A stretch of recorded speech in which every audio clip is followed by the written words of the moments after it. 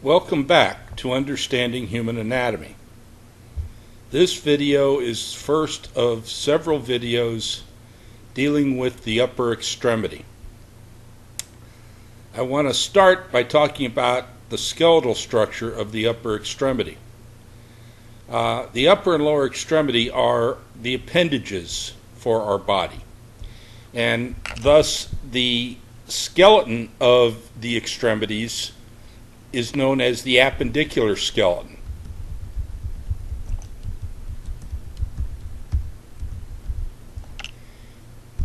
Each extremity is attached to the axial skeleton by a girdle, by a combination of bones to form that attachment.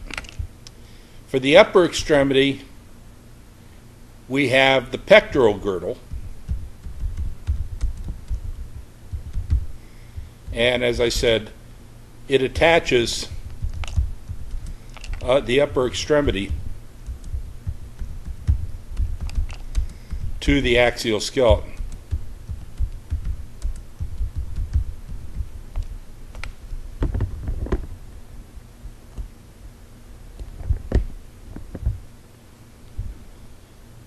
Now, the pectoral girdle is composed of two bones.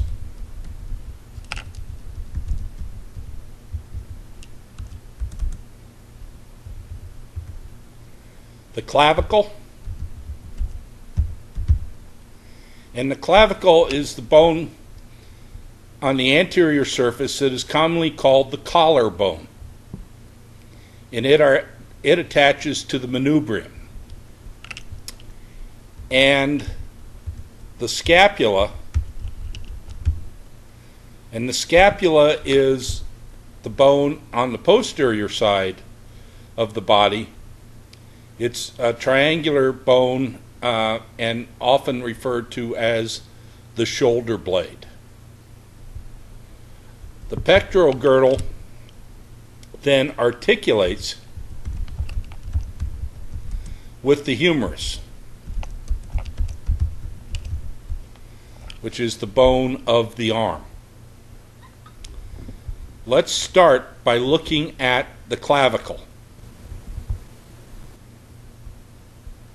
The clavicle is a bone that sits in the upper anterior aspect of the chest, where the chest joins the neck. And as I said before, it's commonly called the collarbone. And if we look at it, it has a surface out here, and the bone is kind of S-shaped.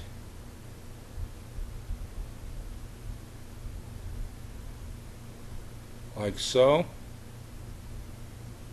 Draw the rest of the bone in.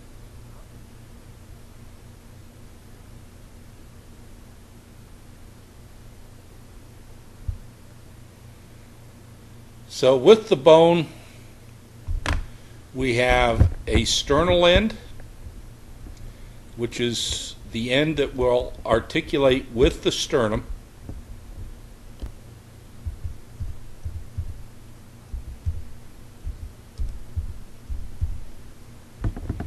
And we have a distal end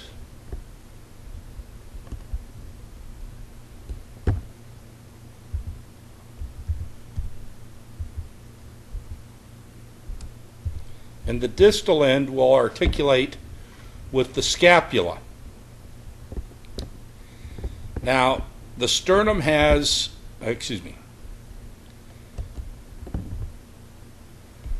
Now, the clavicle has one more feature that I'll draw on here, and I'm going to exaggerate it a bit. And that feature is a tubercle,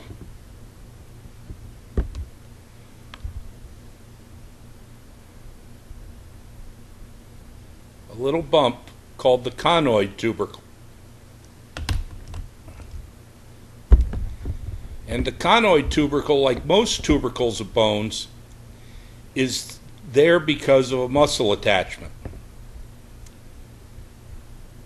The muscle subclavius attaches at the conoid tubercle.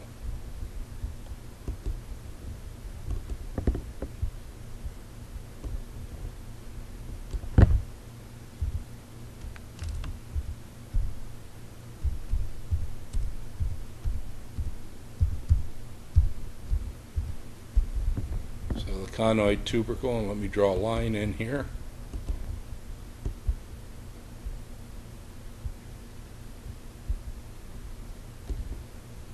Like so. Now, the distal end of the clavicle articulates with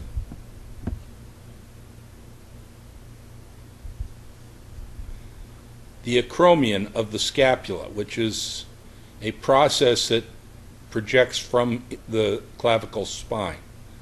So if I was to draw it in here, I'm just going to draw a part of it. This would be the acromion.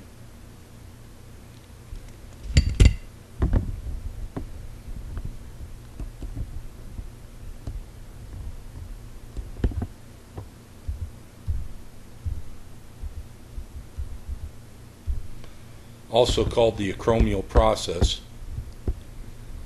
the acromion. And the clavicle actually forms a synovial joint with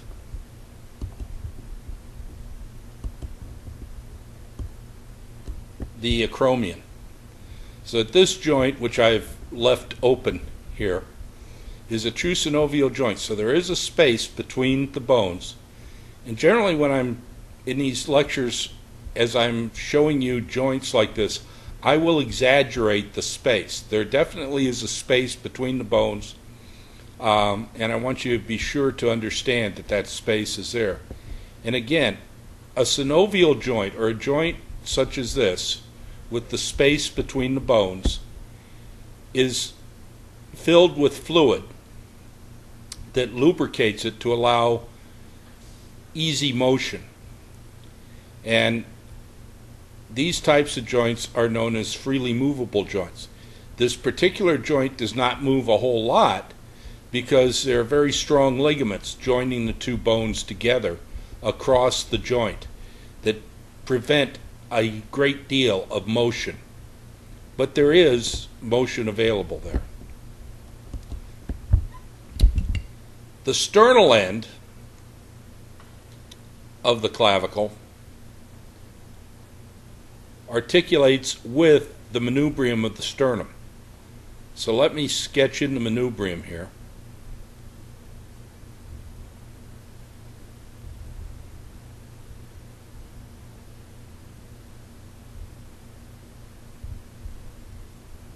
And we'll get a little bit of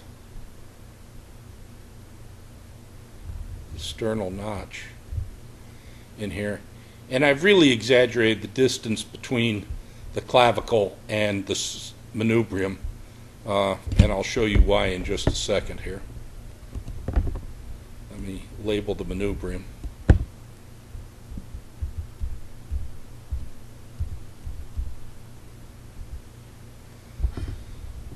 So we have the attachment for the clavicle, manubrium. This indentation just below the attachment of clavicle is for where the first rib will attach to the manubrium. Now again, this joint between the clavicle and the manubrium is a synovial joint, but it's a very special type of synovial joint.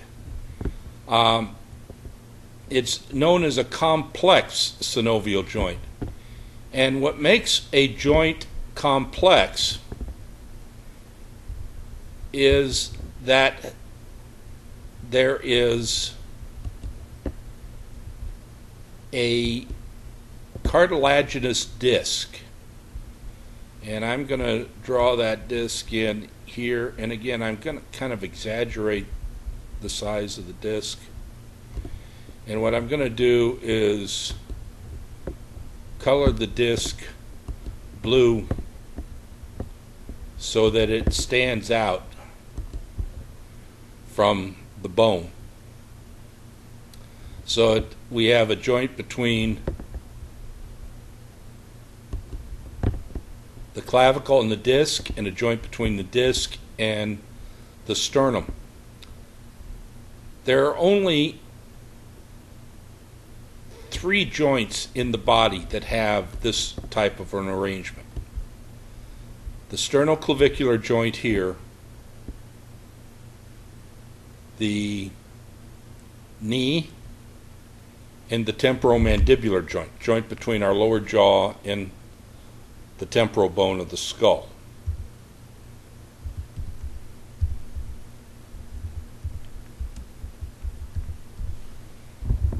So we draw in the articular disc.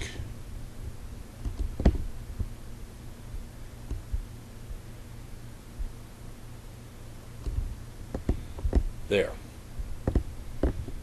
Now, the joint with the disc is the sternoclavicular joint.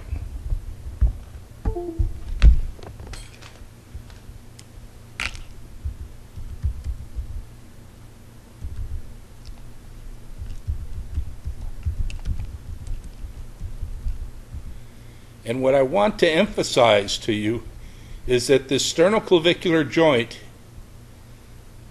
is the only bone-to-bone joint.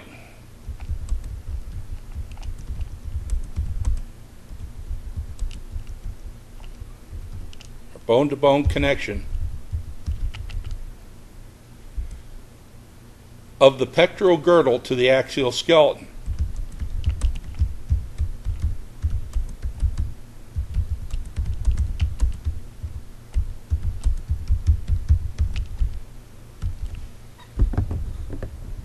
Very important to remember that. Our upper extremity is not connected to the remainder of the body very strongly. Just this one joint is that connection. The rest of the upper extremity is held on by muscles alone. That means that it is somewhat fragile. It's not unheard of for an arm to be actually yanked off the body with sufficient force. And if you realize that this is the only connection, it's not hard to realize that this whole process could be, this joint could give way. The ligaments holding the joint together could break, and then nothing holds the arm on, and it just gets pulled right off. So the only bone-to-bone joint between the pectoral girdle and the axial skeleton is the sternoclavicular joint. With that, we'll go on to talk about the second bone of the pectoral girdle, the scapula. Thank you for your attention.